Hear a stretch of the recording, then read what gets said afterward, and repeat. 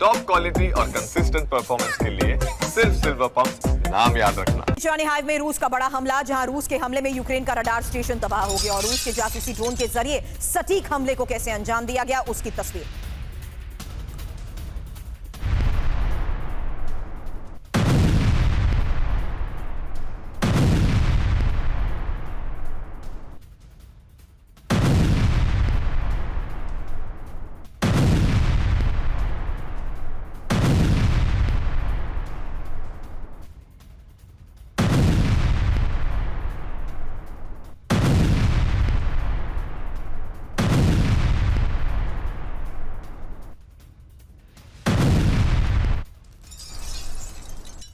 Trump की 50 दिनों की चेतावनी के कुछ ही देर बाद रूस के ये बड़े हमले, जहां यूक्रेन के 14 प्रदेशों में ही 400 से ज्यादा ड्रोन से हमलों को अंजाम दिया गया और रूस के Tu-95 बॉम्बर्स ने चार्निहाइव में बैलिस्टिक मिसाइलें दागी है। बड़ी बात यह है कि रूस के हमलों में कई रिहायशी इमारतों को नुकसान भी पहुंचा है और रूस के ड्रोन और मिसाइल हमले में 50 से ज्यादा लोग घायल भी हुए हैं। हालांकि लगातार तीसरे दिन रूस का यूक्रेन पर यह जो नॉन स्टॉप अटैक है, उस लिहाज से सिंगसर एक शॉर्ट रिस्पॉन्स उस आधार पर, क्योंकि ये बड़े स्तर पर जो हमलों को अंजाम दिया जा रहा है, इसकी टाइमिंग इंपॉर्टेंट हो जाती है, जहां हम कोट अनकोट नहीं बल्कि उस लिहाज से करेंगे ट्रंप के उस ऐलान के बाद, जहां आने वाले इन 50 दिन को देखते हुए, इस 50 दिन की डेडलाइन और चेतावनी को देखते हुए इन हमलों को इवैल्यूएट करना, समझना जरूरी है।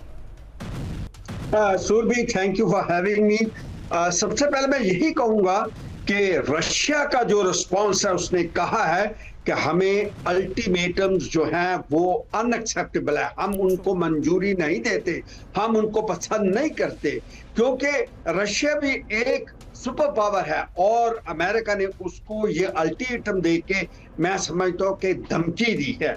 इसीलिए मैं समझता हूँ कि टाइमिंग जो है, उसने ये एक चुनौती दी है अमेरिका को कि देखिए मैं अटैक कर रहा हूं, आपने जो करना है करिए। इसीलिए मैं देख रहा हूं कि ये जो इंटेंसिफिकेशन ऑफ यूक्रेन टेरिटरीज के अंदर हजारों धमाके हो रहे हैं, उनके जिसे कहते हैं सूमी, खार्किव, कीव के अंदर, उनकी पोर्ट सिटी के ऊपर, ओडेसा के ऊपर, जिस तरीके से यूक्रेन ने के ऊपर रशिया ने हमले शुरू कर दिए हैं, ये एक डायरेक्ट चुनौती है अमेरिका को कि आपने जो करना करिए, जो हथियार देने हैं दीजिए। क्योंकि इसमें मैं ये भी देखता हूं कि जो हमारे ये जो अमेरिका के प्रेसिडेंट ट्रंप हैं, उन्होंने बातचीत की है इसके साथ, ज़ेलेंस्की के साथ, उसको ये भी पूछा है कि क्या तुम मॉस्को के ऊपर अटैक कर सकते हो, लॉन्ग रेंज वेपन्स हो आपके पास, तो उसने कहा बिल्कुल।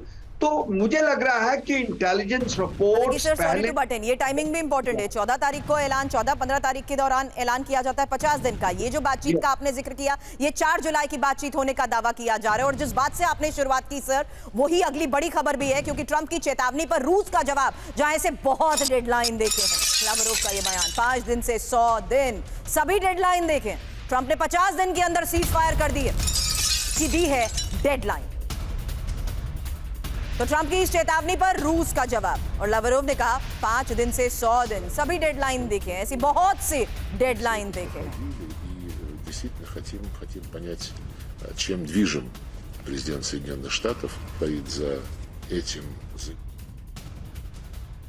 और यूक्रेन पर रूस की जीत सुनिश्चित मानते हैं ट्रंप। जी हां, बहुत बड़ी खबर है। ट्रंप को लगता है कि रूस से नहीं जीत पाएगा यूक्रेन। व्हाइट हाउस के वरिष्ठ अधिकारी के हवाले से पॉलिटिको की इस रिपोर्ट में यह दावा किया गया है, मॉस्को पर दबाव बनाने के लिए पुतिन को ट्रंप की वार्निंग, दबाव बनाने के लिए 50 दिन के समझौते की ये वार्निंग। पिनाक्सर, इस खबर पर आपसे जवाब लूंगी, उससे पहले ये इंफॉर्मेशन, जहां यूक्रेन पर रूस की जीत पक्की और ट्रंप का मानना है कि यूक्रेन से जंग में रूस की जीत निश्चित है।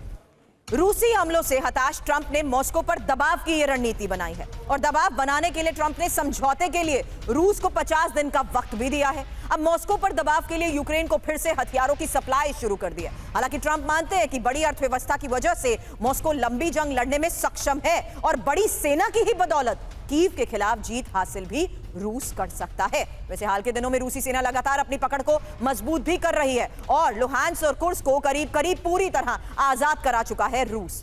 पिनाक्सर, क्या यही एक वजह है कि ट्रंप ने इस चेतावनी में भी रूस को एक और मौका देने की कोशिश की है? अब मतलब एक दिन कुछ कहता है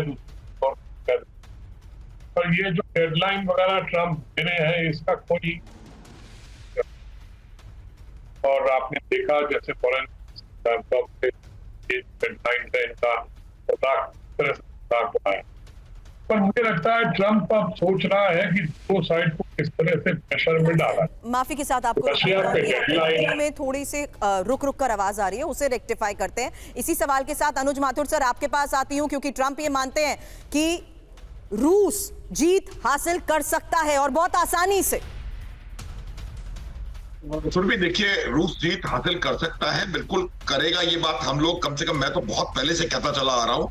timing is a question of कब। अब देखिए, जीत का हमको डेफिनेशन पता पड़ना ज्यादा जरूरी है। सुरभि, जीत की डेफिनेशन क्या है? क्या पूरे यूक्रेन पर कब्जे को आप जीत मानेंगे, या जो उनके इनिशियल मिलिट्री ऑब्जेक्टिव्स हैं उनको वो हासिल कर लेंगे, उसको जीत मानेंगे? मेरा ये मानना है कि जो उनके इनिशियल ऑब्जेक्टिव थे, अगर वो उनको हासिल कर पाते हैं तो मेरे तरफ से उनके लिए वो जीत होगी। ऑब्जेक्टिव्स बिल्कुल क्लियर है। पूरा डॉनबास का रीजन, जो मिनरल रिच एरियाज हैं, उनके ऊपर कब्जा, और उसके नॉर्थ और साउथ वेस्ट में जो उसके शोल्डर्स हैं उनके ऊपर डोमिनेशन। इतना वो करने के बाद वो पूरी तरह से, अब मुझे लगता है वो उसको जीत मानी जा सकती है, और वो रूस हासिल करके रहेगा। ये 50 दिन की वार्निंग का मतलब क्या है, ये समझ से परे है। जैसा कि उन्होंने ईरान को 60 दिन की वार्निंग दी थी। सुरभि, जिस प्रकार से डोनाल्ड ट्रंप अपने इस तरह की बातें कर रहे हैं, वो कहीं ना कहीं सिर्फ एक बात को दर्शाता है कि वो सिर्फ और सिर्फ एक बहुत बड़े बिजनेसमैन है,